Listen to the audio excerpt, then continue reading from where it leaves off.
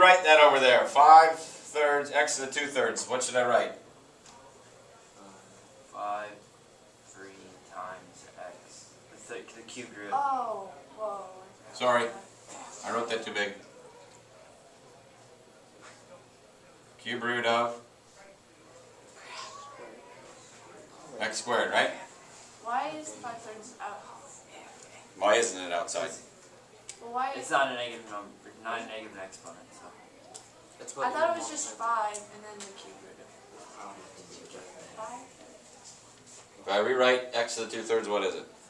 Oh, I'm looking at the other ones. The Okay, this regular function. Okay. Yeah. So, Now I got to go to that one. That one's got the negative exponent. 10, 10 stays on top, and the 3 cube root of 3 cube root of x. 0. Now all of a sudden there's a fraction, right? Yeah, go ahead. So since the exponent was negative, did you just move it down the bottom? Yep. So it became x to the 1/3 on the bottom, which then turned it into the cube root. Yes? No. Didn't like it. If it was on top, move it down with the 3. Becomes x to the 1/3 on the bottom. And I just then change the x to the 1/3 to the cube root. Now since I've got a fraction, I got to look at type 2's, right? Who blows it up? 0 blows it up.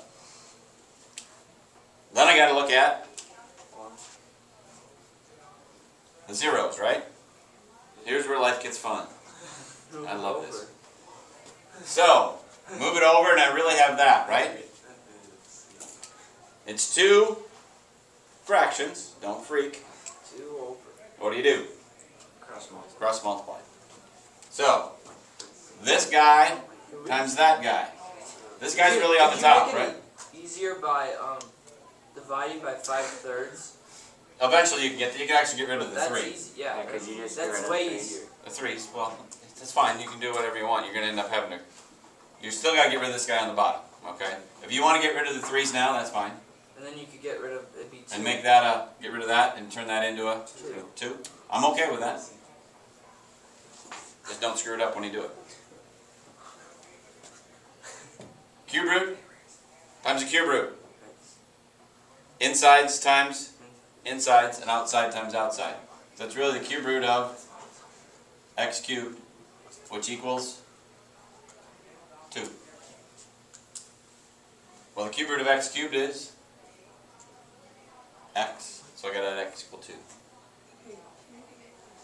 So I got a critical point at x equals 2. why do you... What happened to the other one on the other side? What other one? This? Yeah. I multiply them together. Oh, because that's on the bottom. That times that. What happened? Oh.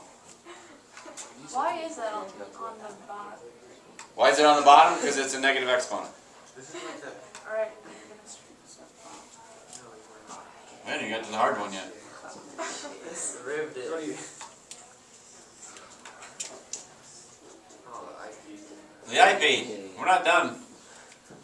10/9 x to the negative 1/3. What? See if you can do it. 0. Yeah.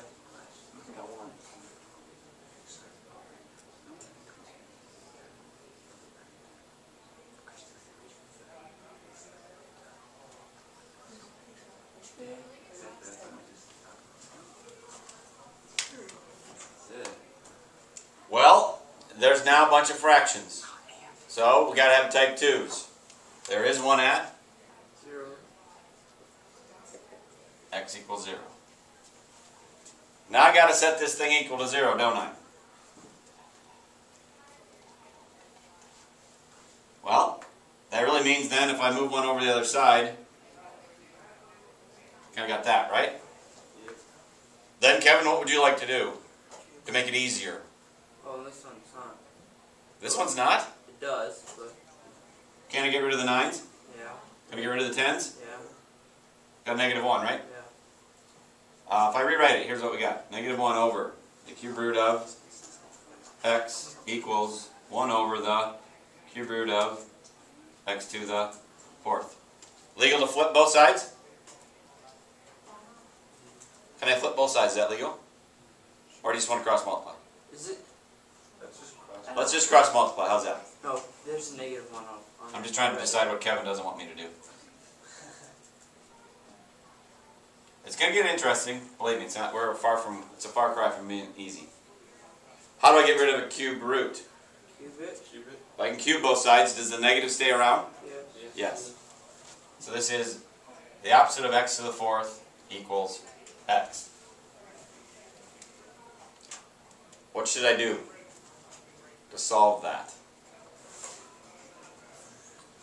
Move everybody to one side.